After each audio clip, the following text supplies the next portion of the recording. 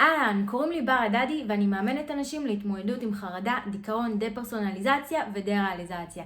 והיום בסרטון הזה אני הולכת לדבר על אחד המקרים שליוויתי, מקרה מדהים שאני חושבת שיכול לעזור להרבה אנשים לקבל מזה תקווה ולהבין מה הדרך לשנות את המצב שאתה נמצא בו.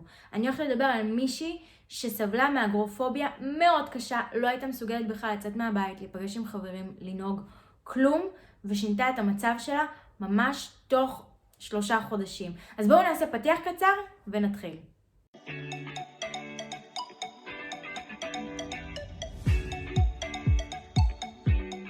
אז היום אני הולכת לדבר על מישהי מהממת, באמת, שהגיעה אליי דרך הסרטונים ביוטיוב וסיפרה לי שהיא במצב מאוד קשה, שהיא קשה לה להיפגש עם חברים, קשה לה לצאת מהבית, היא לא מסוגלת לנהוג, היא פשוט חווה כל הזמן את החרדה, ובסופו של דבר היא מבלה את כל היום שלה בבית, או שחברים באים אליה, או שהיא מתעסקת בלימודים, אבל היא לקראת שנת לימודים חדשה שבה חוזרים ללמוד פרונטלי ונגמר הלימודים בזום, והיא ממש חוששת כי היא לא מסוגלת לעשות את זה, היא ממש לא מסוגלת לצאת מהבית ולהתרחק מהבית. אבא שלה דיבר איתי ואמר לי, תקשיבי, עשינו הרבה טיפולים, והיא הייתה בטיפולי CBT ופסיכולוג, וזה מצב קיים כבר כמה שנים.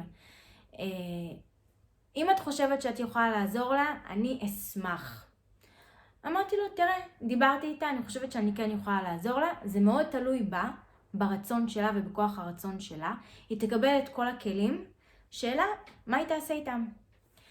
ובאמת התחלנו תהליך, והפגישות הראשונות רק בנינו את התשתית של הדברים, לאט לאט התחלנו לדחוף גבולות, התחלנו לשנות את נקודת הגישה, להתחיל ככה לאט לאט לעשות דברים שהיו מפחידים, לאט לאט לשבור אותם.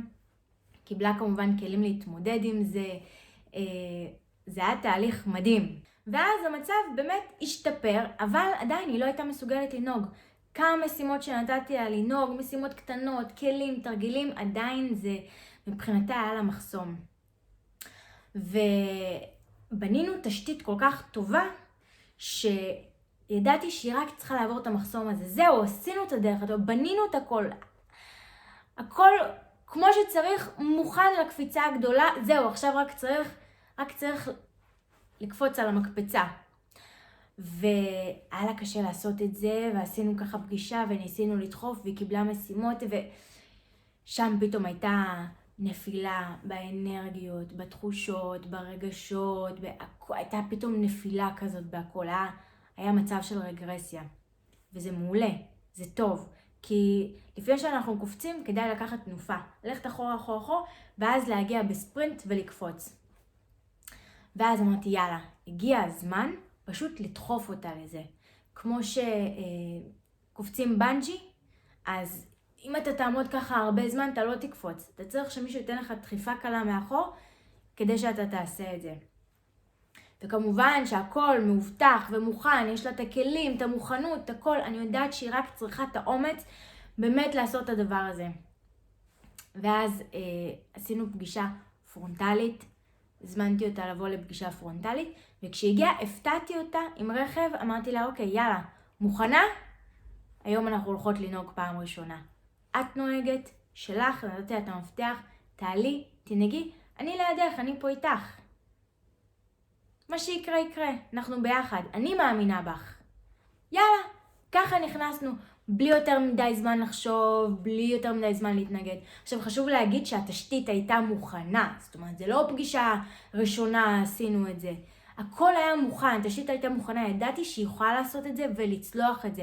שברור שיהיה לחץ וסטרס וטיפה תחושה של חרדה, אבל לא יהיה התקפי חרדה משתקים שיגרמו לה לעצור באמצע ולהגיד, אני לא מסוגלת יותר. הכל היה מוכן לפני. זה היה ברור שאם פגישה ראשונה הייתי אומרת לה, יאללה, בואי עולים על הרכב, והיא הייתה אומרת לי לא. וידעתי שברגע שהכנתי את כל התשתית, היא רק צריכה את הביטחון, את האומץ הזה, לעשות את זה פעם אחת וזהו.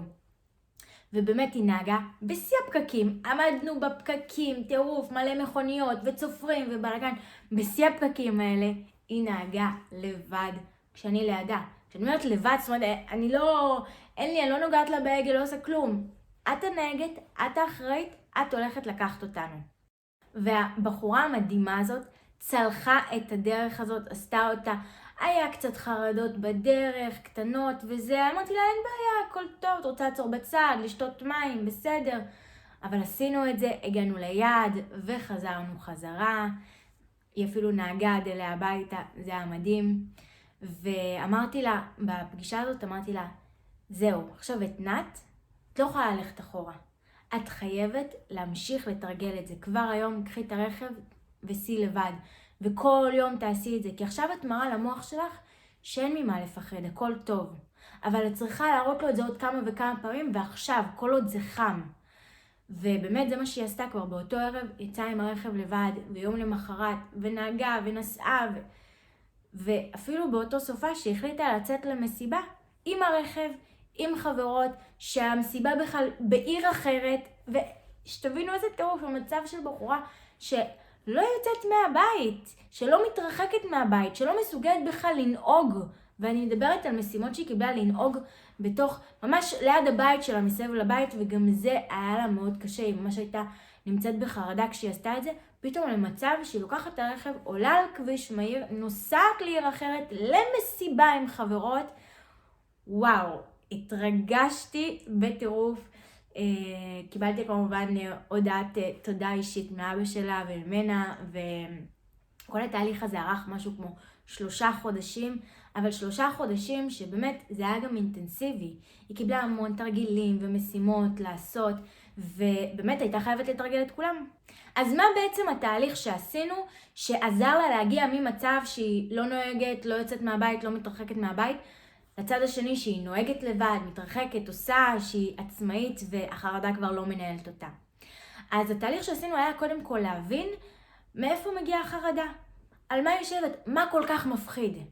וברור שהיא אמרה, לא, אני מבינה את ההיגיון ואני מבינה את הזה, אבל בשיחה הצלחנו להבין מה מפחיד, מה מלחיץ, איפה החרדה משרתת אותה באופן לא מודע, ואיזה גבולות יש לה שצריך לשבור ולחצות אותם כדי שהיא תוכל להתקדם, כדי שהיא תוכל לפרוץ את הדברים האלה.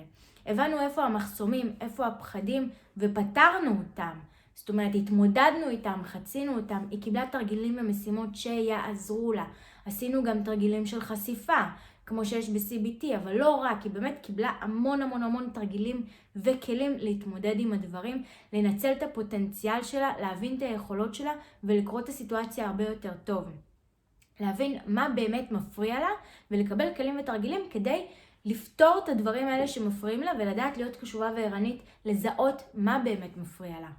אחרי שבנינו את הביטחון הזה, את ההבנה הזאת, היא קיבלה את הכלים האלה, היא התנסתה איתם, אז הגיע הרגע הגדול שאוקיי, ראינו שהדברים האלה עובדים, שיש לך את היכולת, שאת מאמינה בעצמך, שאת יכולה לעשות, שאת רוצה לעשות, כי באמת מצאנו סיבות חזקות למה היא כל כך רוצה לעשות את הדברים האלה. אחרי שבנינו את כל הדברים האלה, הגיע הרגע האמת של רק לחצות את המחסום. זהו, הכל כבר מוכן, רק צריך לעשות את הצעד הזה, וזה בדרך כלל הצעד הכי קשה, וזה נפוץ בדרך כלל שיש רגרסיה, שנייה לפני הקפיצה הגדולה. זה כמו שיש רוגטקה, שלוקחים אבן ולוקחים אותה אחורה, ואז משחררים את האבן והיא עפה קדימה, אז צריך לקחת את האבן קצת אחורה, צריך לקחת רגע אחורה כדי לקבל תנופה, כדי לקפוץ קדימה, ואז לעלות על הגל, וברגע שעושים את זה, עולים על הגל, ומשם זה כבר הרבה יותר קל. כמובן, בהתחשב בזה שלפני בנינו יסודות טובים, כדי שכשהיא תעלה על הגל, היא תתפוס אותו, היא לא תיפול, היא תדע איך לעלות על הגל, לתפוס אותו, ומשם כבר להגיע לאן שהיא רק רוצה. היה לי חשוב לשתף את הסיפור הזה, כי באמת יש הרבה אנשים במצב הזה, והם חושבים שאי אפשר לצאת מהמצב הזה, והם מאמינים שהמצב הזה הוא לכל החיים. ויש את הסיפור האישי שלי שאני מספרת איפה אני הייתי ואת הדרך שעשיתי כדי לצאת מזה, ולפעמים אנשים אומרים, טוב, אבל לך היה מזל, אצלך זה שונה. לא, אפשר לצאת מכל מצב. העניין שצריך למצוא את הטיפול ואת הדרך שנכונה ומתאימה לכם. אז אני מקווה שהסיפור הזה ככה נותן לכם מוטיבציה ותקווה, ואתם יכולים להבין פחות או יותר גם מה התהליך שנכון. עכשיו, לא בטוח שהתהליך הזה נכון לכולם, כל אחד מתאים לו התהליך הנכון ביותר עבורו. זהו, תעשו לייק אם אהבתם את הסיפור, אתם מוזמנים לפרגן לה או לפרגן בכללי פה בתגובות, וכמובן לחצו יירשם כמנוי לערוץ וקבלו עוד תכנים. זהו, נראה אתכם בסרטון הבא. ביי!